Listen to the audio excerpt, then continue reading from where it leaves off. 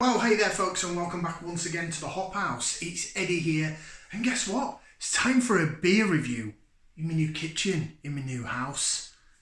Oh, if you've just found us here on YouTube, it's the Hop House. Welcome along. We like hoppy beer, we like house music. If you like either of those or both, give us one of those. Give us a like, share, subscribe to this channel. Okay, I moved house. Obviously did the dry January, moved house. Done a load of beer hauls for biannuary, so I've got tons of beer to go through. I think I'll be needing to buy some beer for a long time. But I wanted to kickstart off new reviews in the new house with a bit of a local vibe. So I'm looking at beers that are from the West Midlands. Now I'm based in Telford in Shropshire. These are bottled real ales that are from, not actual Shropshire breweries, but breweries based sort of Birmingham, West Midlands and around the surrounding sort of areas and counties.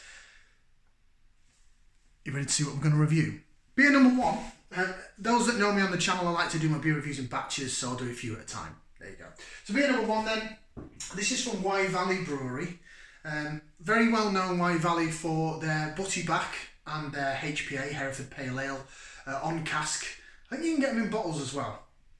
But this was, I was bought as a Christmas present, I think not Christmas just gone, the Christmas before. So it may actually be beyond its best before date, but we don't worry about things like that. It's the Hopfather, Wye Valley Brewery. As you can see, it is a session hoppy beer, session IPA, does it say?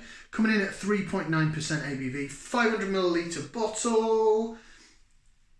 I've had this beer before. I'm trying to think if I have. Yeah, I have. I've had it on cask. I've never had it in a bottle. So it's not a virgin beer review. Right, I've got the Purity beer glass and I haven't got a bottle opener out. How unprofessional. Bear with, stand by. Oh, the bottle opener's hooked on something else. That never happened. Right. Get out. Wait, there's a shed load of CO2 release on that bottle opener. Look, it's still going. Probably won't pick it up by the time I got it on camera. Right, beer in the glass. 3.9%. So it is like a session strength. It's a good first beer of the day. And it is my first beer of the day. So there you go.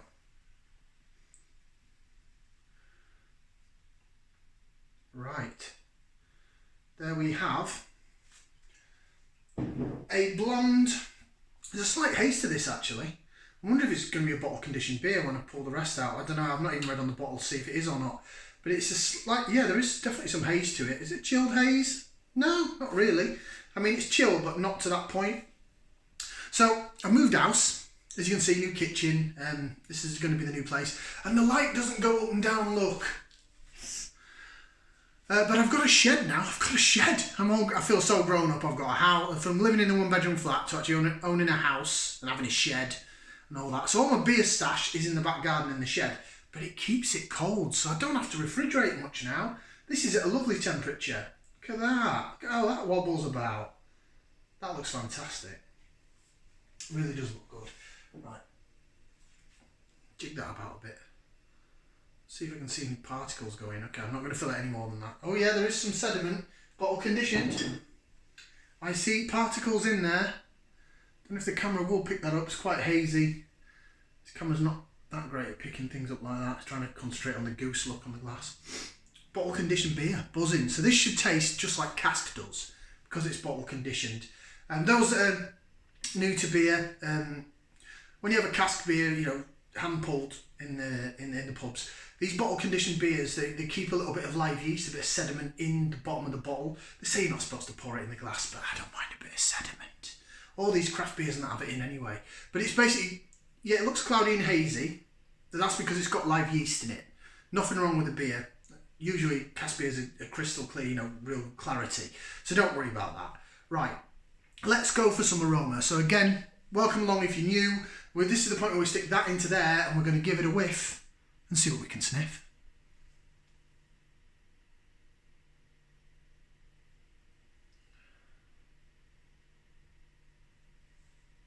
Getting like a wheaty aroma.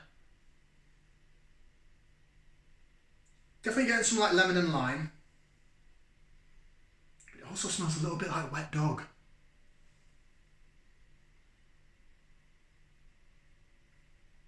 Maybe this is because this beer is now classed as after its best before date. The lemon and lime's coming through a bit more now.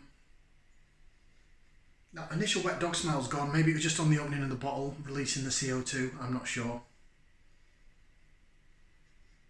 Yeah, it's gone now. It just seemed to be a bit of a strange wet dog smell at first. Right. Plowing some more of that in there. There's still a bit to go. Wow. This purity glass is renowned for not keeping head, so it's holding the head really well. Definitely some bits in there. I'm really looking forward to this. Right, I'm going to get it down me. So bottoms up down the hatch.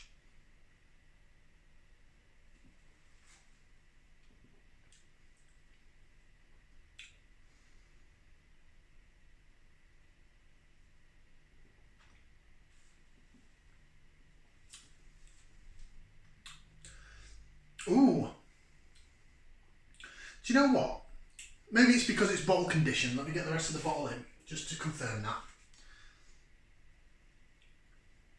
Oh God, yeah. There's quite a bit of sediment in there. Can you see that? Can you pick it up? No, you can't. There's quite a bit of yeasty notes gone in there, and it's really clouded up even more now. Again, that's because it's bottle conditioned. The reason for the cloudiness, it's just to make it more like a real ale.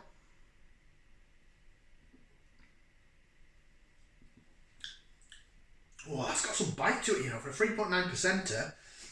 It's lovely temperature, it's really refreshing. Right, what we're going to do now, I'm just doing this speaking to any new people, because I know I've had a few new subscribers, is I'm going to jig it around in the glass. We're going to give it a whirl, and I call it lace division. So we're going to have a look and see how it laces in the glass, how it sticks to the side, and then when I spin it round, again, I don't actually think that the camera picks it up, but the bottom of the head, the bubbles in the beer should chase the bottom of the head. I call it a little magic trick because I love it. So, a bit of lace division for those that love the lacing. Look at that. Look at how that laces. Lace, lace, lace, lace. Jig, jig, jig, jig, jig, jig, jig, jig, jig. See that? Can't do it. I don't want to spill it on the floor, but really good. Right, good quality. So, I've tried it. I re-whiff it. Yeah, that wet dog smell's gone. I'm getting lemon and lime notes, a bit of citrus. I'm getting some sort of earthy, peaty notes. And a bit of like bitterness as well, sort of in the smell. Sharp bitterness. Right.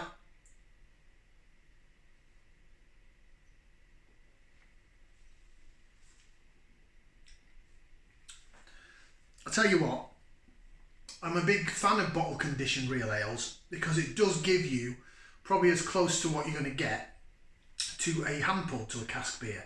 It's the whole point of it, right? So this is absolutely really good condition, really well conditioned. The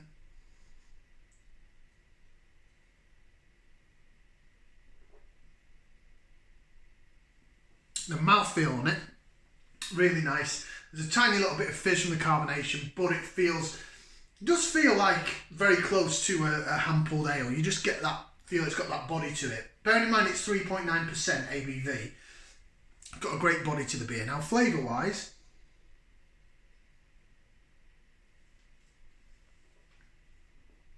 I did say it was, excuse me, I don't know what happened to my voice there, random. I did say it was quite spiky.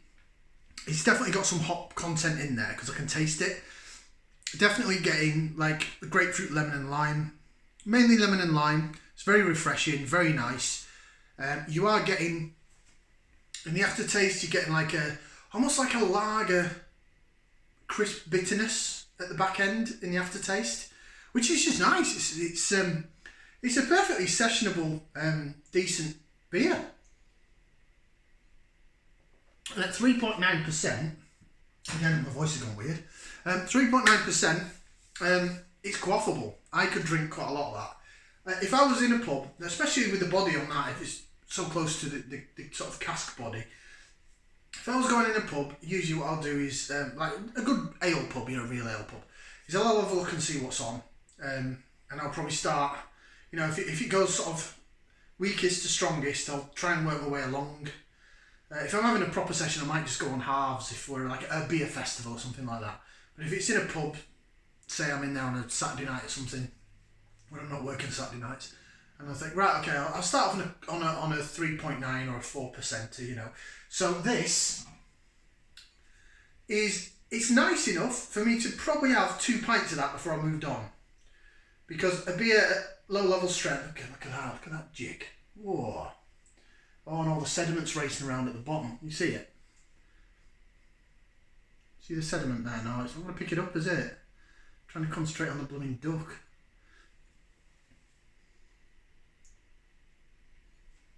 Sorry, got sidetracked. I do that a lot. Yeah, I could quite happily drink a couple of pints of that and then think, right, now I'm going to move on to the next one that could be like, I don't know, 4.3 or 4.5%. I'm a sort of session kind of guy, so that to me is a good first beer of the day, first beer of your session. I really like 4.5 to about 5.5%. That's my main range of beers that I like to drink. Anything over that, once you start getting into 7% or 8% double IPA territory, I'm going to have like 2 pints of that and then I'm done. So the session stuff is more me. Right, rating wise. So, again, for any newcomers, we're 11 minutes in, so I'll crack on and finish up. If I like the beer, I'll give it a thumbs up. That means I'll buy it again. Thumbs in the middle is like, yeah, it's okay, I'd drink it again, but if someone bought me a pint of it, I'd have it, but I wouldn't go out there looking for it. Thumbs down is like, oh, get it away from me.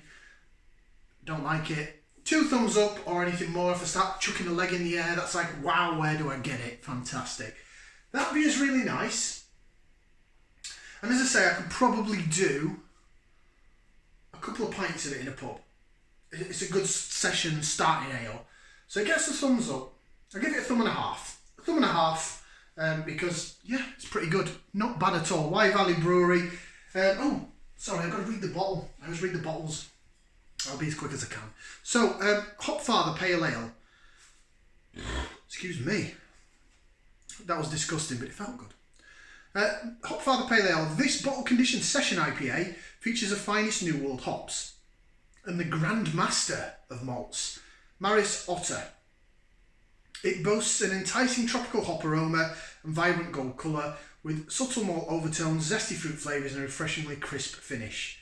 Hopfather is one smooth character.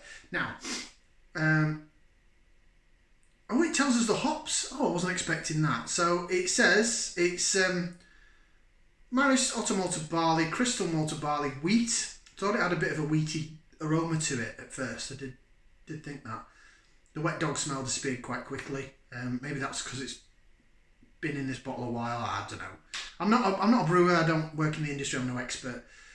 Summit, Cascade, and Mosaic, and Azaka, and Pilot. 5 hops in that. Interesting. It's certainly got some bite to it. It's a bit spiky. It's a bit bitey. Lemon and lime is kind of prominent. Not really picking up any tropical fruit. Well, I'm getting lemon and lime is more. Definitely taste the wheat aspect of the beer. But yeah, I'd say lemon and limes are more prominent. It has got a best before of October 2021, so yes, it is past its best before. Would that explain the wet dog smell? I don't know. But a thumb and a half from me. I enjoyed it and I drink it again. Like, share, subscribe. We'll see you again for another beer review right here on the Hop House. Ciao for now, people.